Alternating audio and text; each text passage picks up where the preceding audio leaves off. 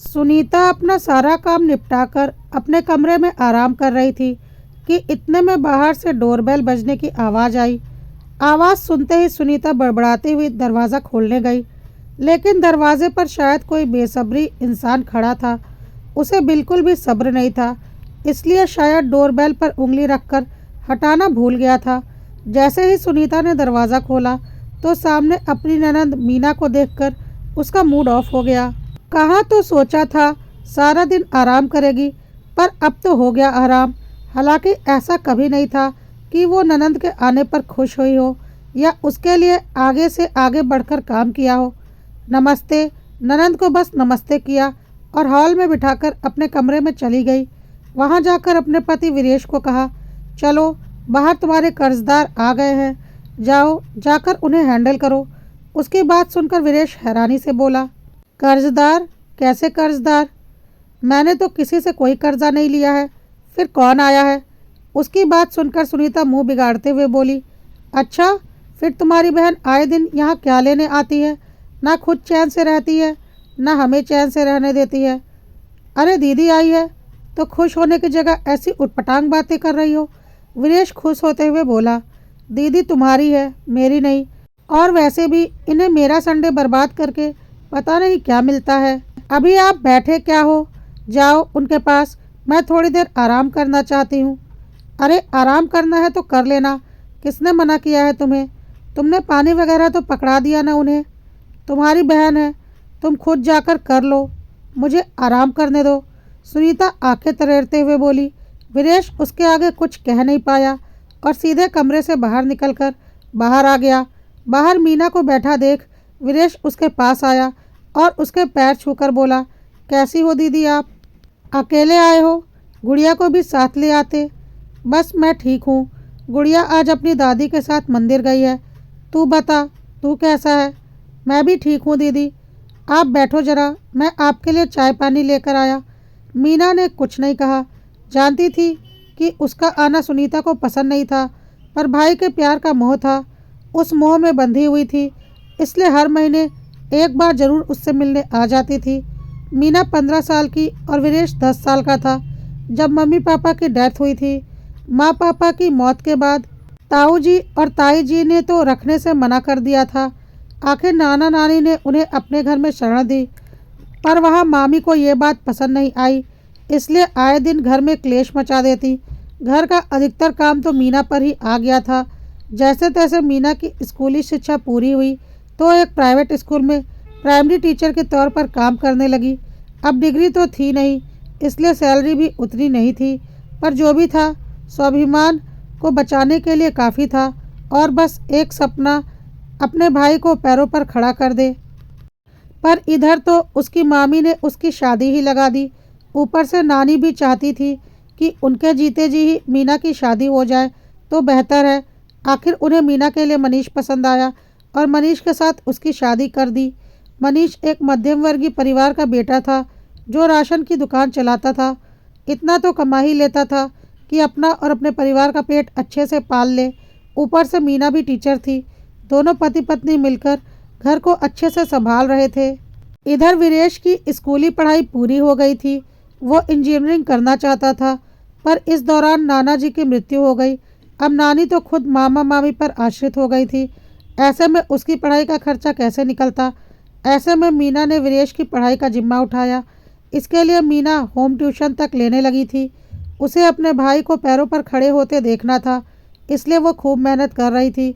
पर उसे खुशी इस बात की थी कि मनीष और उसके सास ससुर ने कभी उसे इसके लिए रोका नहीं, बल्कि मिलजुल कर सब घर संभालते थे। इस कारण वीरेश अपने दीदी जीजाजी का बहुत सम्मान करता था और आखिर उसकी मेहनत रंग लाई। वीरेश पढ़ लिख कर इंजीनियर बन गया और एक मल्टीनेशनल कंपनी में जॉब करने लगा। वहीं उसे अपने साथ काम करने वाली सुनीता पसंद आ गई और उसने सुनीता से शादी कर ली। सुनीता को मीना के घर पर आना बिल्कुल भी पसंद नहीं था। उसे लगता था ये लोग लोअर क्लास को बिलोंग करते हैं, उनका कोई स्टैंडर्ड नहीं है। कहाँ सुनीता और वीरेश का अच्छा खासा पैकेज और कहाँ मीना और उसके पति मध्यम वर्गीय परिवार के लोग। कहीं से कहीं तक कोई मेल ही नहीं था। ये बात मीना भी अच्छे से समझ रही थी, इस कारण उसने धीरे धीरे वीरेश के घर आना कम कर दिया था। जब सुनीता और वीरेश ने अपने नए फ्लैट का मुहूर्त किया तब मीना अपने साथ सुंदर बंधनवार लेकर आई थी। साथ ही नीम के पत्तों और अशोक के पत्तों के बंधनवार को अपने हाथों से बनाकर लाई थी। खुशी खुशी वह उस बंधनवार को घर के मुख्य द्वार पर लगाने लगी तो सुनीता ने टोक दिया, ये आप क्या कर रही हो, इसे यहाँ क्यों लगा रही हो। अचानक सुनीता के टोकने पर मीना एक पल के लिए बंधनवार लगाती लगाती रुक गई, पर फिर बोली, सुनीता, ये पत्तों के बंधनवार तो बहुत शुभ होते हैं, इन्हें दरवाजे पर ही लगाया जाता है। हर शुभ कार्य में हमारी हिंदू संस्कृति के हिसाब से इन्हें मुख्य दरवाजे पर लगाया जाता है, जिससे सकारात्मक ऊर्जा घर में आए और घर में सुख संपदा, यश, कीर्ति और शांति का वास हो। मैं नहीं मानती इन सब ढकोसलों को। आप दरवाजे से ये सब ओल्ड फैशन की चीज़ें नहीं लगाएंगी। आपको अपना नेक चाहिए ना, मैं आपको दिलवा दूंगी, पर भगवान के लिए मेरे घर को गंदा मत कीजिए। सुनीता की बात सुनकर मीना हैरान रह गई, पर मैं तो यहाँ नेक लेने नहीं आई हूँ।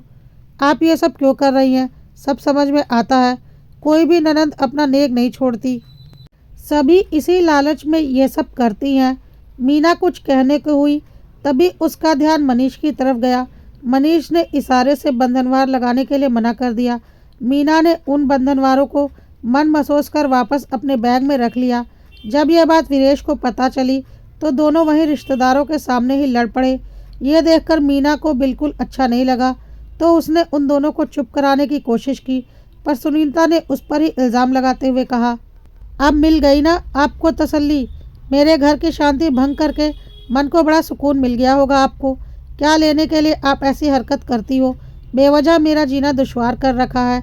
इतना सब कुछ हंगामा हो जाने के बाद मनीष जी मीना को लेकर घर आ गया। उस दिन के बाद मनीष जी ने कभी भी उस घर में कदम नहीं रखा, पर मीना तो भाई के प्यार से बंधी हुई थी, इसलिए अब महीने में एक बार ही आती थी। इतने में वीरेश चाय बनाकर ले आया। मीना ने चाय पी और थोड़ी बहुत इधर उधर की बातें की, वहाँ से रवाना हो गई। वीरेश अभी दरवाज़ा बंद करके हटा ही था कि इतने में सुनीता ने आकर कहा, आज क्या लेकर गई है तुम्हारी बहन यहाँ से, दे दिए उसे पैसे। तुम्हारी सोच कितनी ख़राब है सुनीता, तुम्हें ये क्यों लगता है कि दीदी मुझसे लेने ही आती हैं, जबकि वो मेरे हाथ से तो 100 रुपये भी नहीं लेती। अरे जिसने हमेशा मुझे दिया ही है वो मुझसे क्या लेकर जाएगी। उसकी बात सुनकर सुनीता मुंह बनाते हुए बोली, अगर तुम्हारी बहन पुराण हो गई हो तो ज़रा मुझे भी शॉपिंग करवा दो।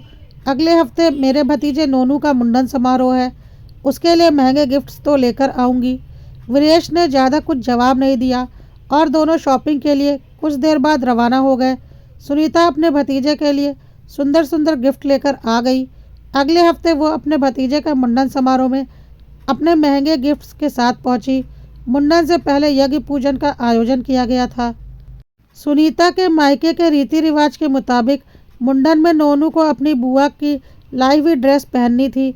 सुनीता नोनू के लिए बहुत सुंदर ड्रेस लेकर भी गई थी, लेकिन ये क्या, उसकी भाभी ने अपने मायके से आई हुई ड्रेस अपने बेटे को पहना दी। यह देखकर सुनीता ने कहा, भाभी, मुंडन से पहले पूजन में भतीजा तो बुआ की लाई हुई ड्रेस पहनकर ही बैठता है, फिर आपने अपने मायके वालों की ड्रेस क्यों पहना दी। यह सुनकर उसकी भाभी ने कहा, अरे सुनीता, तुम क्यों नाराज़ हो रही हो। मेरी मम्मी कितनी सुंदर ड्रेस लेकर आई थी, मुझे बहुत ही अच्छी लगी, इसलिए मैंने नोनू को वो ड्रेस पहना दी। पर भाभी, रिवाज के मुताबिक तो नोनू को मेरी लाई हुई ड्रेस पहननी थी, मैं भी तो उसके लिए कितनी सुंदर ड्रेस खरीद कर लाई हूँ। सुनीता, क्यों बात का बतंगड़ बना रही हो। माना कि तुम भी ड्रेस लेकर आई हो, लेकिन मुझे तो मम्मी की लाई हुई ड्रेस ही ज़्यादा पसंद आई है। और रही बात तुम्हारे नेक की, तो वो मैं तुम्हें दिलवा दूंगी। भाभी की बात सुनकर सुनीता हैरान रह गई और थोड़ा गुस्से में बोली, मैं ये सब कोई नेक के लिए नहीं कर रही हूँ। ओह कम ऑन सुनीता, जहाँ तक मुझे पता है ननंदे ये सब नेक लेने के लिए ही करती हैं और हमेशा अपने मायके कुछ ना कुछ लेने ही आती हैं। उस दिन तुमने ही तो अपनी ननंद से कहा था जब वो तुम्हारे फ्लैट के इनॉग्रेशन में आई थी। सुनीता की भाभी तो ये बात कहकर अपने बच्चे को गोद में लेकर चली गई, पर सुनीता ये सब सुनकर शॉक्ड रह गई। आखिर उसकी भाभी ने गलत भी क्या कहा था, उसने तो उसे आईना दिखाया था। उस दिन उसकी ननंद जिस जगह खड़ी थी आज वो भी उसी जगह पर खड़ी है। सच है, कर्म लौट कर आते हैं। सच है, जब तक इंसान को कोई झटका नहीं लगता, उसे अपनी गलती का एहसास नहीं होता। सुनीता को अपनी गलती का एहसास हो चुका था। इसलिए जब इस बार मीना वीरेश से मिलने के लिए आई, तो सुनीता ने उसका अच्छे से स्वागत किया। यह देखकर मीना के साथ साथ वीरेश भी हैरान था, क्योंकि वीरेश को तो नहीं पता था कि सुनीता के मायके में क्या हुआ था। दोनों भाई बहन हैरान थे।